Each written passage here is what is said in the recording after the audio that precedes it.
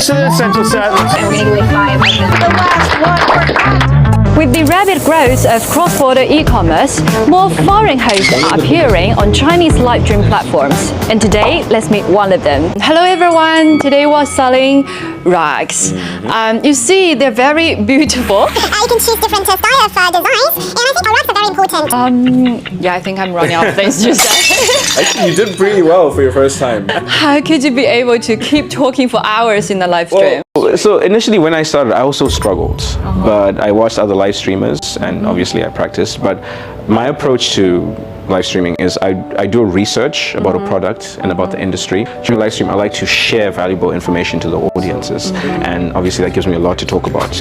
I heard your team does factory tour live streams as well. So how does that work, and does it work well? They allow consumers to see the different production processes for products and build trust. And so it works very well.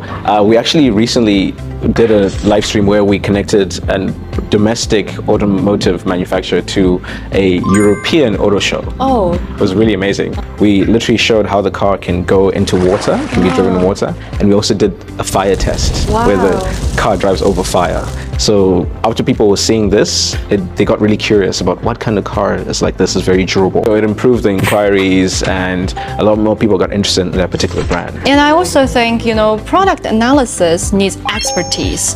And you studied in science and engineering, right? I did. How does that help your live stream? It actually helps a lot. So because of my engineering background, I see products systematically.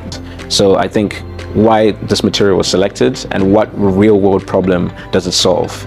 I'm not limited to just one group of products, and I can do all kinds of products. I can see that you're very experienced now.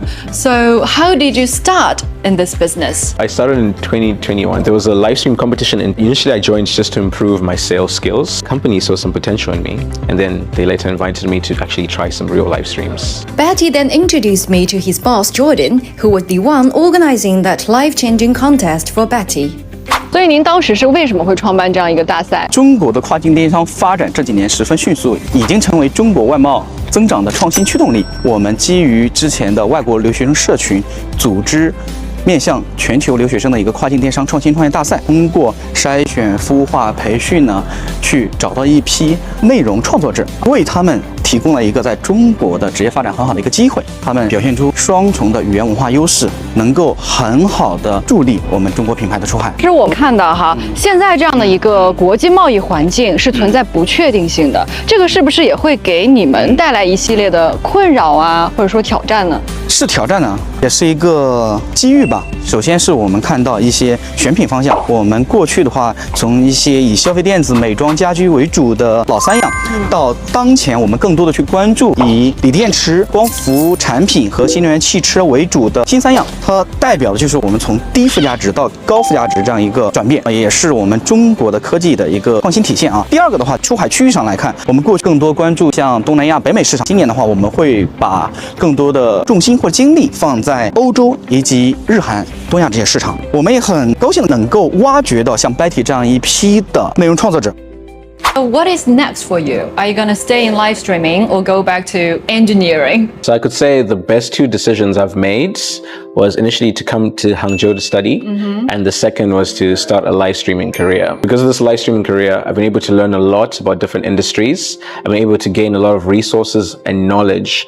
And I think I'm ready to try and start my own business. So whether starting a business or live streaming, what opportunities does China offer?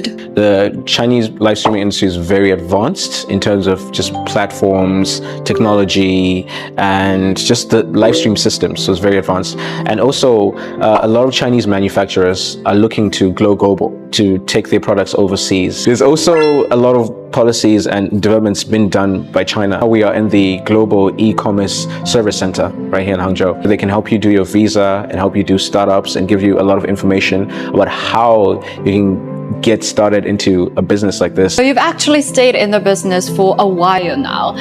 How do you see the changes of made in China over the past years? People used to have a strong bias against Chinese products, but now there's a lot of people have used high quality Chinese products, and now Chinese products have actually become sort of like a symbol of like high quality and innovation. So what does that mean for other countries then? A lot of these high quality, high tech products, they were monopolized by just a few countries, right?